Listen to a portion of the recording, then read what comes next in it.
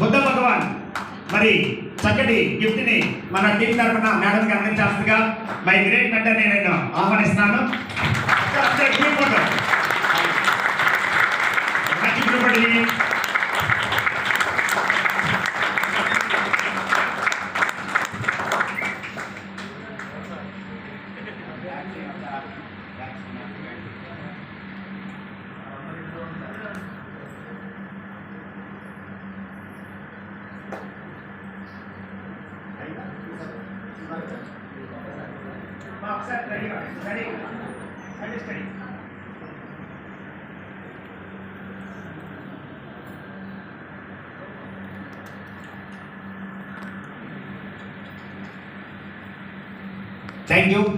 Thank you all, thank you అండి.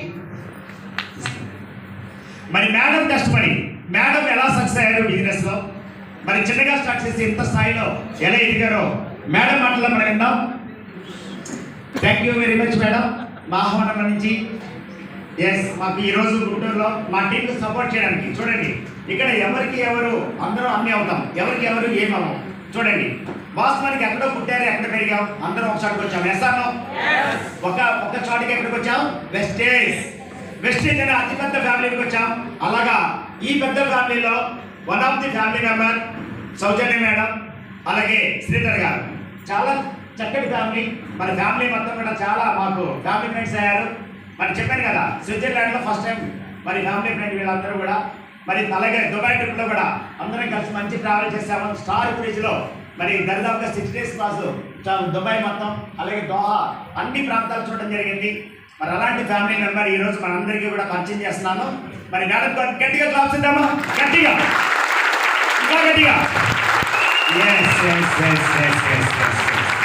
Thank you madam, ఈ successful వినాలనుకుంటున్నాం. Thank you very much.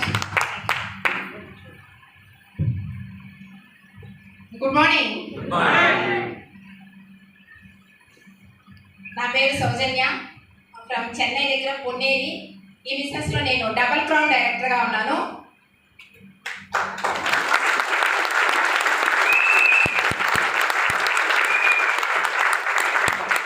First of all ఇక్కడ నన్ను పిలిచి ఈరోజు ఇక్కడ గౌరవించిన మన గ్రేట్ కృష్ణ సార్కి చాలా సార్లు కాల్ చేశారు.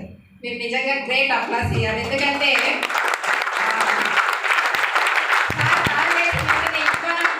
డేట్స్ మాత్రమే 2 రోజులు కదా, కన్ఫ్యూజన్. సాటర్డే సండే అంటే మాకు బాగా ఇష్టమైన రోజులు, ఎందుకంటే ఫీల్డ్ వర్క్ చేయడానికి. సాటర్డే సండే అయితే మంచిగా ఫీల్డ్ వర్క్ చేస్తాం. ఆ 2 రోజులే అని చెప్పి ఆలోచించి సాటర్డేనా సండేనా అని చెప్పి ఆలోచించి సార్కి సాటర్డే అని చెప్పగానే ఏ డేట్ అయినా పర్వాలేదని చెప్పారు. ఇంత దూరం నన్ను రప్పించి మీ అందరి ముందు ఇక్కడ గౌరవించిన మన కృష్ణ సార్కి గ్రేట్గా నేను థ్యాంక్స్ చెప్పాను. Thank you so much sir. Next, first నా తల్లిదండ్రులకి నేను కృతజ్ఞతలు తెలియజేసుకోవాలి, ఎందుకంటే వాళ్ళు లేకుండా మనం లేదు. సెకండ్, వెనకనే ఉంటూ నేనున్నాను అని చెప్పి నన్ను ఎంత దూరమైనా నడిపిస్తున్న నా తల్లిదండ్రుల తర్వాత మా హస్బెండ్ శ్రీధర్ సార్కి ఇక్కడి నుంచి థ్యాంక్స్ చెప్తే ఆయనకు తగలాలి. చెప్పండి చూద్దాం.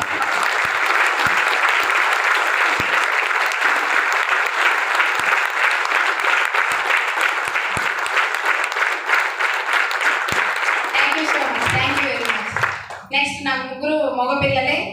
ముగ్గురు పిల్లలు సాక్రిఫైస్, నా సాక్రిఫైస్ వాళ్ళకి, వాళ్ళ సాక్రిఫైస్ నాకు. అలానే ఈరోజు ఈ సక్సెస్ స్టోరీ ఊరికనే వస్తుందా, రాదు. లీడర్స్, దీనికి ముందైతే నేను కంప్లీట్ హౌస్ వైఫ్. నా క్వాలిఫికేషన్ ఇంటర్ సెకండ్ ఇయర్ మాత్రమే. డిగ్రీ ఫస్ట్ ఇయర్ అప్పుడు నాన్న మ్యారేజ్ చేసేసారు. ముగ్గురు ఆడపిల్లలు, నేను ఫస్ట్ అమ్మాయిని.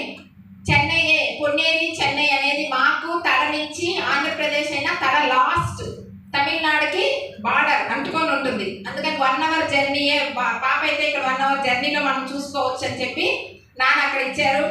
అక్కడికి వెళ్ళిన తర్వాత డబ్బాలో గులకరాలు వేసి గులకరించినట్టే ఆ తమిళ్. నాకేం అర్థమయ్యేది కాదు. బయటకు వస్తేనే భయం, ఏందబ్బా ఈ తమిళ్ మనకి ఎప్పుడు దీన్ని నేర్చుకునేది, ఎప్పుడు ఇక్కడున్న మనుషులతో మాట్లాడేది అనే భయం వచ్చేది. కానీ ఇంట్లో జాయింట్ ఫ్యామిలీ ఉండడం వల్ల మేమే 10-11 మంది ఉంటాం ఇంట్లో. ఎంతమంది? Joint family. అందుకని బయటకు వెళ్ళే మార్గం అయితే అంత ఉండదు, ఇంట్లో తెలుగే మాట్లాడతారు. అందుకని ఆ తెలుగుతో అలా అడ్జస్ట్ అయిపోయాం.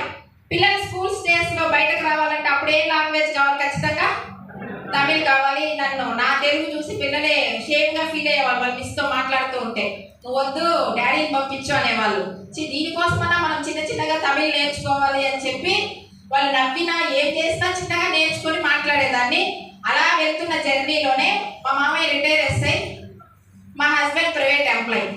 మా మామయ్య చెప్పేది, నేను ఒక రోజులో సంపాదించేది నువ్వు ఒక మంత్ సంపాదిస్తున్నావేరా అని అడిగేవాడు. అవునా?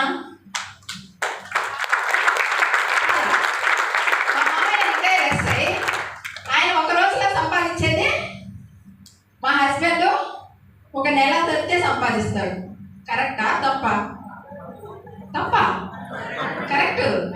ఆయన ఎవరు? ఒక రోజులో కూడా వాళ్ళకి డబ్బులు వస్తాయంట. అందరినీ చెప్పడం లే, మా మామయ్య చెప్పాడు అన్నమాట. అందరూ అలాగే నేను చెప్పలా. కానీ మా ఆయన 1 month కష్టపడితే వస్తుందని కొడుకునే చెప్పేవాడు. ఎందుకంటే గవర్నమెంట్ జాబ్ కొట్టు అని చూపిస్తున్నాడు. కానీ అక్కడ వస్తే కదా, రాలేదు. ఎగ్జామ్స్ రాస్తూ చాలా వరకు ఇంకా మనకి టైం అయిపోయింది, ఇంకా రాదని చెప్పి ప్రైవేట్ జాబ్లోనే అడ్జస్ట్ అయిపోయాం. ఆయన ఉన్నప్పుడు జాయింట్ ఫ్యామిలీలో ఉన్నప్పుడు అంతగా ఏం తెలియలేదు. అక్కడి నుంచి మామయ్య చనిపోయిన తర్వాత బయట వచ్చిన తర్వాతే ఇంకా ఆర్థిక సమస్యలు అనేది స్టార్ట్ అయినాయి. ఆ టైంలోనే పిల్లలు పెద్దవాళ్ళు అవుతున్నారు. స్కూల్ డేస్, స్కూల్స్ ఫీజు అన్నీ ఎక్కువ అవుతున్నాయి, కానీ శాలరీ మాత్రం పెరగడం లేదు. ఇంకా గవర్నమెంట్ స్కూల్ మార్చేద్దాము అంటే అవమానం. అంటే వీళ్ళు గవర్నమెంట్ స్కూల్లో చదివిస్తున్నారే అని ఎవరైనా ఏమన్నా అనుకుంటారేమో అని మేము ప్రైవేట్ స్కూల్లో చదివిస్తున్నాము. దేన్ని బట్టి? మా నాన్న వేసిన నగల పెట్టి. హలో, అందరూ సిచ్యువేషన్ ఎలా ఉంది? చాలా వరకు అలాగే ఉందా? లేదు మేడం, మేమంతా సూపరు, మేము ఒక ఆడవాళ్ళు ఒప్పుకుంటున్నారు సార్, మీరు ఒప్పుకోరా?